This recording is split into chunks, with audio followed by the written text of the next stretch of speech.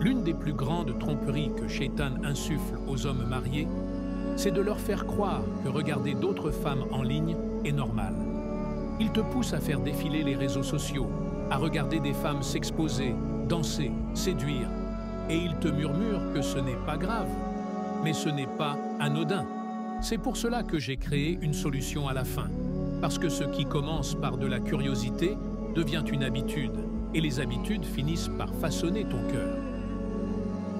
D'abord, ça commence petit, des regards innocents qui semblent sans conséquence. 2. Puis vient la comparaison. Soudain, ta femme ne te paraît plus suffisante. 3. Ensuite, vient la distance. Tu perds le désir émotionnel et physique envers elle. 4. Et enfin, vient le péché. Car ce à quoi les yeux s'habituent, le cœur finit par le désirer.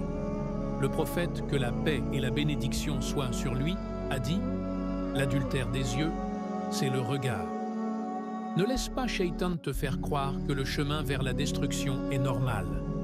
Tu sens que vous ne vous comprenez plus? Ce n'est pas l'amour qui s'est éteint, c'est l'ego qui a pris la place du cœur. Et tant que personne ne fait le premier pas, la distance grandit. Il est temps de réapprendre à aimer selon les lois d'Allah. L'amour grandit quand on apprend à se pardonner pour plaire à Allah, pas pour gagner une dispute. Le mariage n'est pas un champ de bataille où il faut avoir raison. C'est une école de patience, de douceur et de miséricorde.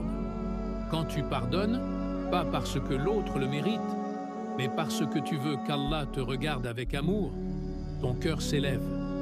Le pardon n'efface pas la douleur tout de suite, mais il libère ton âme du poids de la rancune. Car tant que tu cherches à prouver que tu as raison, tu restes prisonnier de ton ego. Et là où l'ego parle, la baraka s'éteint. Mais quand tu dis « Ya Allah, je pardonne pour toi, pas pour gagner, pas pour dominer, mais pour préserver la paix que tu aimes », alors ton couple devient un acte d'adoration. Le vrai amour ne se mesure pas au beau moment, mais à la façon dont on se relève après les blessures. Chaque pardon sincère est une victoire sur soi-même. C'est dans ces instants silencieux où tu retiens une parole dure, où tu décides de répondre avec douceur, que ton mariage se renforce spirituellement. Le couple qui apprend à se pardonner pour plaire à Allah ne s'éteint pas avec le temps. Il s'enracine dans la foi. Et même après les tempêtes, il retrouve toujours la lumière, car Allah met sa baraka là où les cœurs cherchent la paix, pas la domination. Apprends à aimer pour Allah, pas pour avoir raison.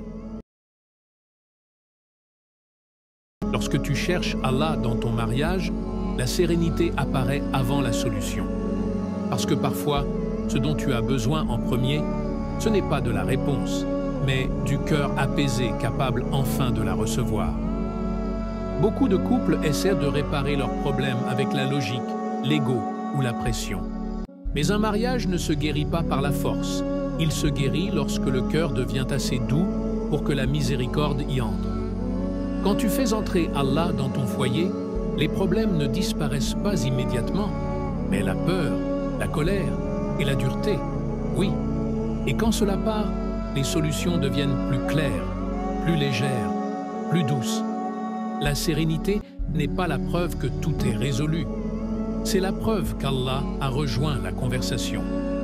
Parce que la paix n'est pas la fin du voyage, c'est le début de la guérison. Lorsque l'époux se souvient d'Allah, sa voix s'adoucit. Lorsque l'épouse se souvient d'Allah, son cœur devient à nouveau un refuge. Et lorsque tous deux se souviennent d'Allah ensemble, la baraka revient, lentement, silencieusement, magnifiquement. La solution arrive, mais d'abord vient as-sakina, cette tranquillité divine qu'Allah dépose dans le cœur de ceux qui reviennent à lui.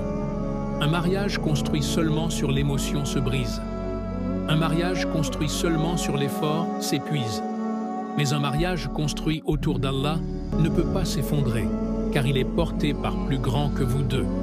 Alors quand la tension monte, quand la blessure pèse, quand le silence fait mal, ne te précipite pas pour parler. Ne te précipite pas pour avoir raison. Ne te précipite pas pour gagner. Précipite-toi vers Allah. Ton cœur s'apaisera, son cœur s'adoucira, et ce qui semblait impossible deviendra simple, naturel, doux. Parce que parfois, le miracle n'est pas que la situation change, mais que toi, tu changes. Quand Allah revient dans le cœur, la paix revient dans la maison. La baraka ne revient pas par les excuses, elle revient par Allah. Tu veux que la baraka revienne dans ton couple?